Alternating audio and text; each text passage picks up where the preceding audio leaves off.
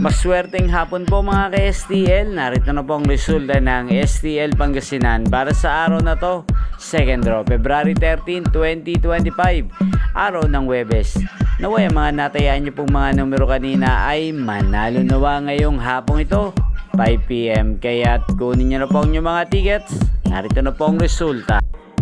Ang mga numerong nanalo sa STL Pangasinan ngayong hapong ito, February 13, 2025, 5 PM, second draw result 21 at 24 in exact order. Sa lahat po ng tumaya kanina sa STL Pangasinan para second draw ng 21 at 24, congrats po sa inyo, panalo po kayo.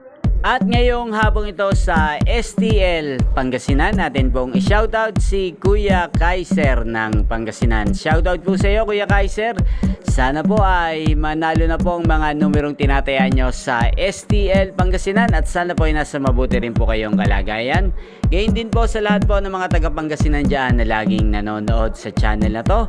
Shoutout po sa inyo, lalong lalo na po sa aking mga subscribers sa Pangasinan na walang sawang sumusuporta sa channel na to. Shoutout po sa inyo.